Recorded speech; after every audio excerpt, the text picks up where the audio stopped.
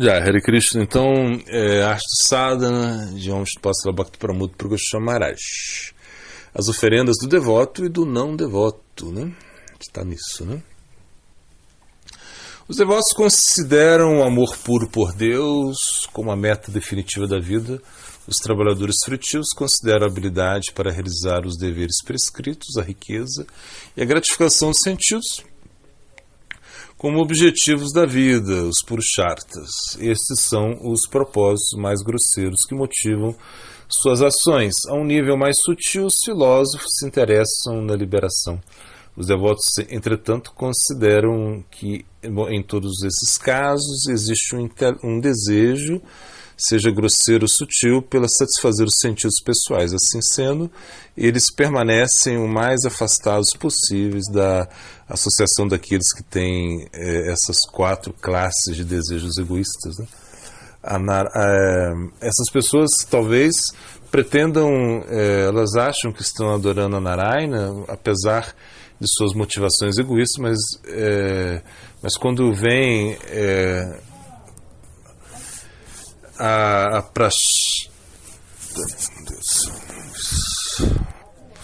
ok, vou pular um pedacinho aqui.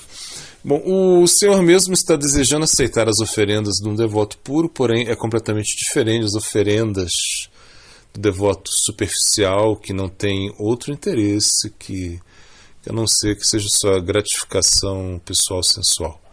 Existe um verso no Chaitanya Charitamrita que sustenta esse conceito, né? O Senhor aceitará a comida do devoto e a come, e nem sequer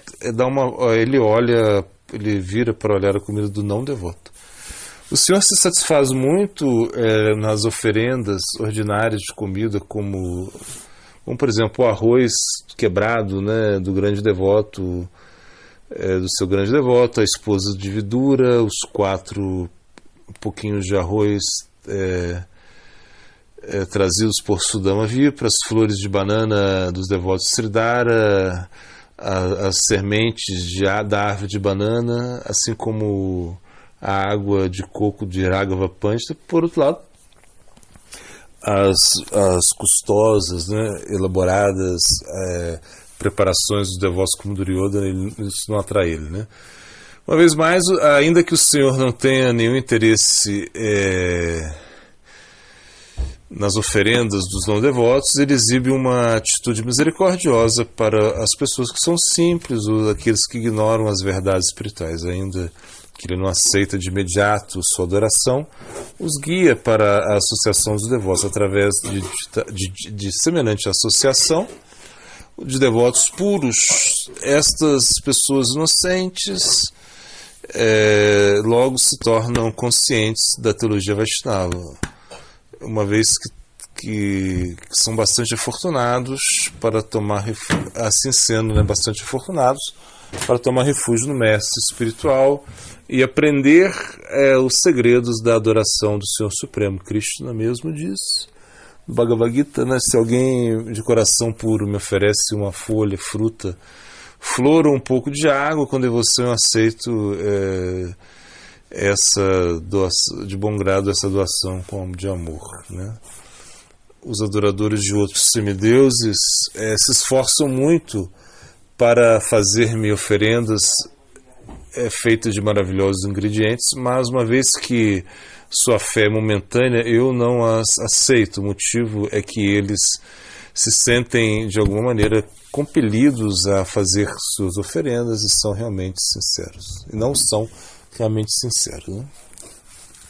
O Senhor, em sua forma de deidade, não somente aceita as oferendas afetuosas dos seus devotos exclusivos.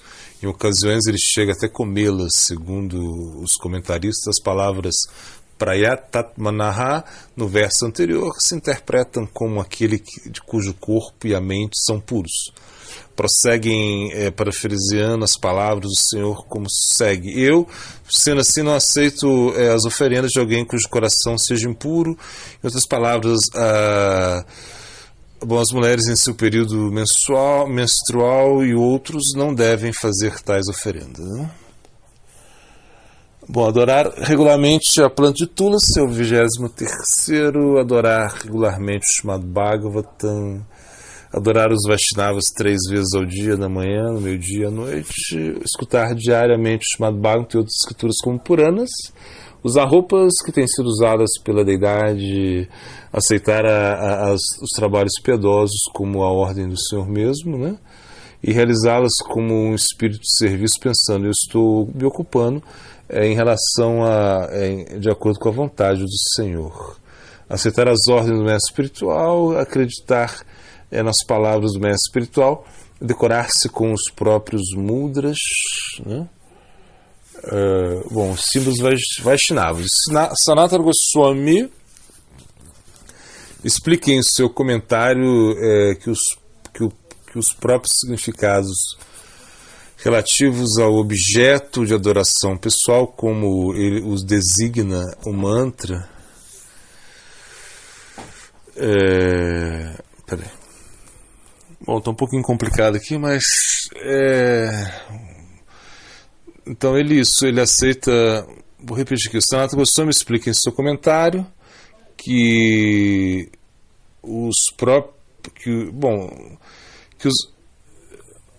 que o mantra, né? Que esses mantras designam a palavra mudra, que conota diversos significados, né? Bom, no Hari Bhakti Vilas, esta palavra se explica como tilaka, etc., que pertence à própria Sampradaya, os adoradores de Lakshmi Narayana e demais devotos e dos aspectos majestosos do Senhor, não somente marcam seus corpos com armas do Senhor, senão que também colocam outras marcas que representam as encarnações de peixe, tartaruga, etc. Esses sinais, frequentemente estampados no corpo, são também chamados mudras, né? Às vezes ele faz o tapta mudra, ou marcações permanentes desta classe no corpo dos Vaishnavas, das escolas Madhva e Ramanuja. Esta é um costume não seguido pelos Gaudiyas Vaishnavas. No 15º capítulo do Hari Bhakti Vilas dá uma descrição ampliada dessas marcações, né? Bom, aí acho que... Bom, no 10º dia da lua crescente, no mês de Ashada, junho e julho, quando o Senhor Hari está para ir dormir, um Vaishnava iniciado deve romper o seu jejum Ekadashi e logo carimbar, né, os símbolos, né, Tapta Mudra de Vishnu no seu corpo, né?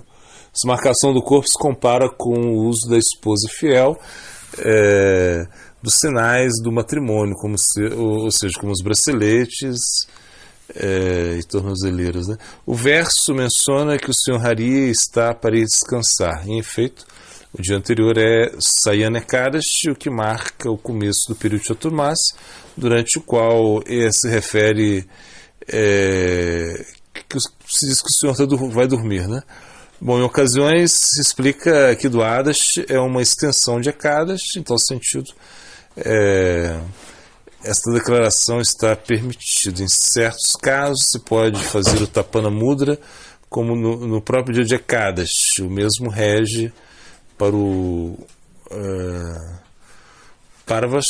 Parshva Ekadashi, que marca o ponto médio, né, do Chaturmas, quando se refere a Vishnu, que ele vira, né, do seu sono, né?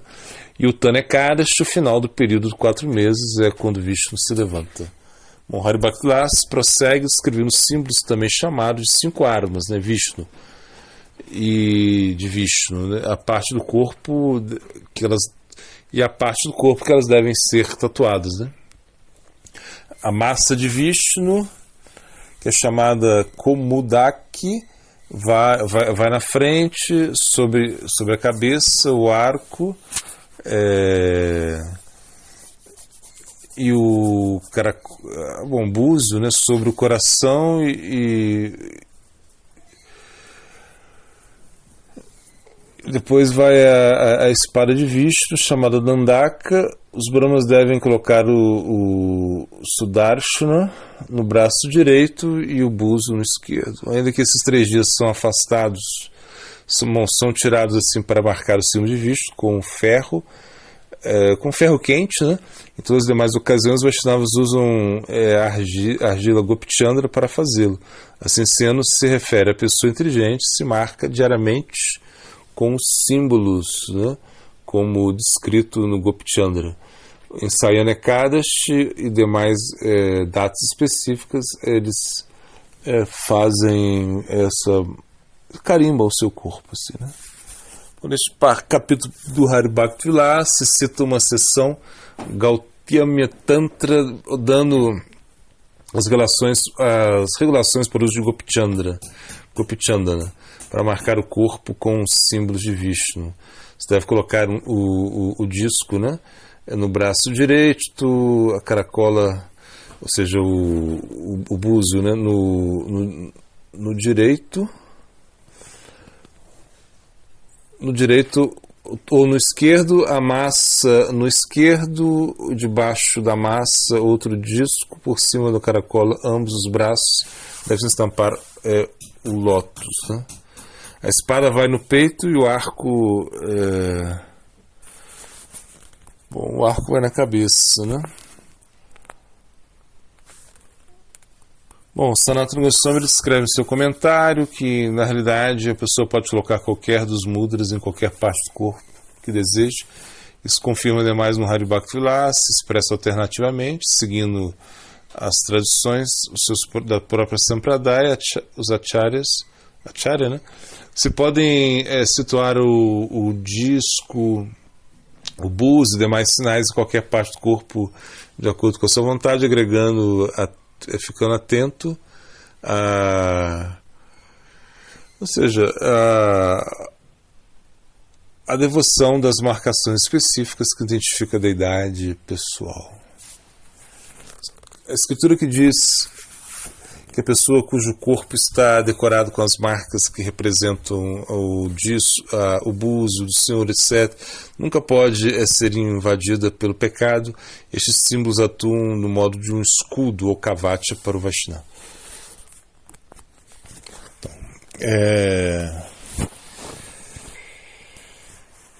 para a nossa sucessão discipular específica, Sanatana, em seus comentários,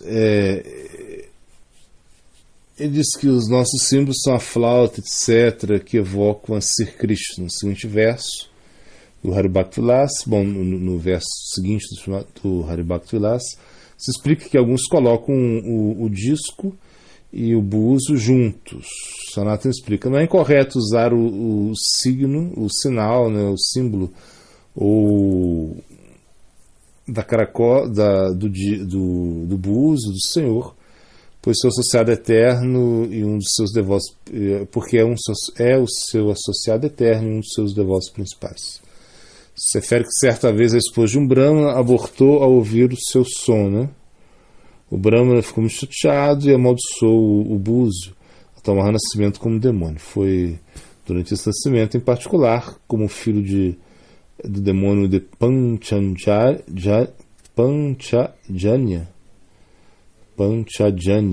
que recebeu o seu mesmo nome. Em mérito a essa relação demoníaca, alguns Vaishnavas deixam o sinal do búzio, né, separado. O Hari Bhakti Vilasa declara que se deve estampar alternativamente no corpo, com os nomes, já seja com os nomes do Senhor ou com os mantras inteiros de 8 sílabas, né? Om Nayana Namaha, ou de 5 sílabas, Klim Krishnaya Swaha. Bom, em nossa sessão discipular, certos Vaishnavas que adoram em Madhura Rasa estampam os nomes de Goura e o mantra Hare Krishna ou as pegadas das plantas do pé do Senhor em seu peito, braços ou outra parte. O propósito desse costume é ajudar os recordados do Senhor. Assim mesmo é a intenção fundamental da colocação da tilaka nas 12 partes do corpo, né? E colocar as voltas de japa ao redor do pescoço. Todos os Vaishnavas da escola do Gaudiya estão obrigados a seguir esse costume. Jai Hare Krishna, então, continuando. Siddhanta. Se as coisas não estão sob nosso controle, então é mais sábio aceitá-las ao invés de ficar deprimido, invejoso, ciumento. Entendemos que o karma é o regente disso tudo. Nós não possuímos nada, nem mesmo esse corpo. Ninguém nos perguntou: você quer um corpo desse jeito ou você quer um corpo masculino ou feminino? Nós escolhemos o corpo, então não podemos reclamar dele, não temos esse direito. Porém, se reclamamos, permanecemos em um estado miserável, desnecessariamente. Por outro lado, se você aceita seu karma passado, então você poderá realmente aceitar suas atuais características corpóreas, e assim você não ficará perturbado, invejoso ou ciumento. Quando abrigamos ciúmes em nosso coração, Deus não fica feliz, porque o objeto do nosso ciúme também pertence a Deus, Krishna. Os sentimentos de separação expressados por Srimati Radharani neste verso citado por Madhavendra Puri não podem ser compreendidos completamente por ninguém, a não ser pelo próprio Madhavendra Puri, por Radha e por Chaitanya Mahaprabhu. Contudo, podemos entender parcialmente o significado desse verso pela misericórdia de Guru Parampara. Samaraj Prabhupada costuma dizer: cante Hare Krishna, seja feliz. Porém, se analisamos profundamente o ideal do Gaudiya Vaishnavismo, chegamos à conclusão de que cantar é ser infeliz. Chaitanya Mahaprabhu viu a história de Shirashora Gopinatha, especificamente da boca de Ishvara Puri. Este passatempo mostrou a relação de Madhavendra Puri com esta deidade que roubou o arroz doce para o sado. Mahaprabhu passa toda a sua vida chorando e chorando, principalmente em seus passatempos finais. Externamente, ele parece sofrer muito, e isso acaba sendo algo desconcertante, que não é muito fácil de se entender. Ramachandra Puri não pôde entender o humor do verso que o seu Gurudeva recitou no momento da morte. Na realidade, este verso possui um significado muito confidencial e, portanto, ele acaba sendo de difícil compreensão. A lamentação de Madhavendra Puri se assemelha muito às lamentações de Chaitanya Mahaprabhu, ou seja, elas têm o mesmo humor. Não havia uma quarta pessoa que pudesse entender a lamentação de Madhavendra Puri no momento de sua partida. Os únicos que poderiam entender esse verso eram Radha, Chaitanya Mahaprabhu e o próprio Madhavendra Puri. Quando Madhavendra Puri cita este verso, que é uma lamentação de Radha, que no final de sua vida, Ramachandra Puri o critica: Gurudeva, você não tem que ficar se lamentando por essas coisas, na verdade não devemos nos lamentar por nada. E ele criticou o Guru severamente. A característica do Krishna Prema é que por fora ele arde como fogo, mas por dentro ele é muito prazeroso. Só podemos entender este verso que Madhavendra Puri citou por Guru Seva e Guru Kripa, ou seja, prestar serviço ao Guru e ter sua misericórdia. O verso que Madhavendra Puri cita a respeito dos sentimentos de separação de Radha seria mais ou menos o seguinte: ó Senhor de Mathura, quando eu vou poder vê-lo novamente, quando eu vou poder contemplar a sua bela forma? Bhaktivinoda Thakur fala que as necessidades de Radharani são muito grandes em Kurukshetra, e isso ocorre porque ela chega muito perto de se unir com Krishna, e a impossibilidade de tal união gera naturalmente um grande sentimento de desespero. Nosso coração anseia por amor. Quando conhecemos amor incondicional, podemos nos abrir e entendemos que não precisamos nos fechar, não precisamos nos condicionar, nem dissimular que somos algo mais para que alguém nos queira. Podemos nos desnudar internamente, mostrar que somos e entrar em contato com esse amor. O terceiro verso, Sikshastaka, tem a relação com uma forte confiança e ao mesmo tempo com uma disposição à própria vulnerabilidade. Isso pode soar como um paradoxo, humildade e confiança juntos. Interessantemente, um se liga com a outra, esse é o ideal que levamos a cabo. Poderíamos dizer que um problema com ser vulnerável é expor nossa debilidade ante o entorno inapropriado. No começo é necessário assegurar que a vulnerabilidade não seja mal interpretada e explorada.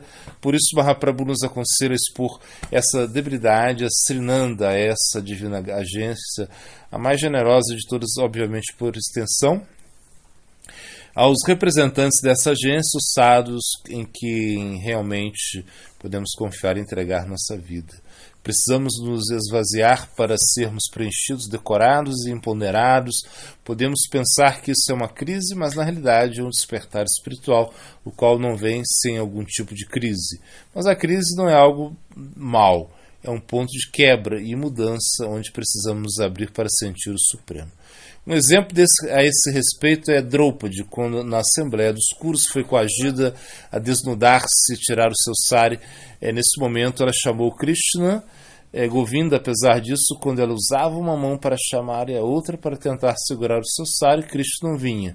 Isso significa que ela não estava aceitando totalmente sua vulnerabilidade em sua situação, onde não podia fazer nada. Ela chamava Krishna com uma mão e chamava parcialmente, e obviamente ele não aparecia.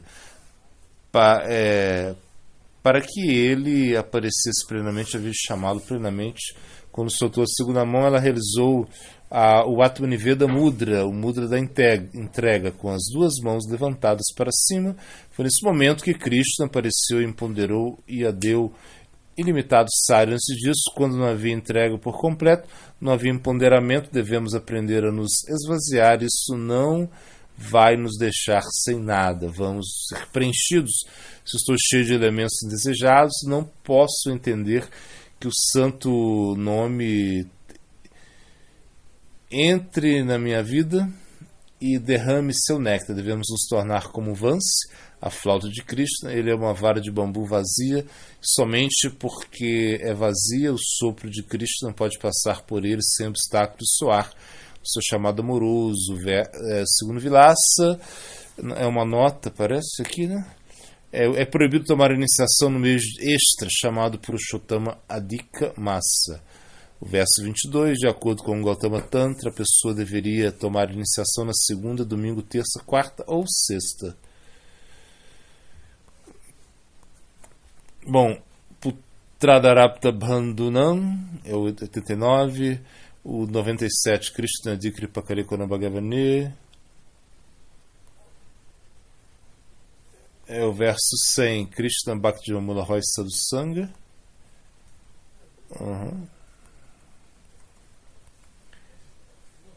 Isso. Tem mais um aqui, que é o verso 98, Kalikalena Marupa Krishna Avatara.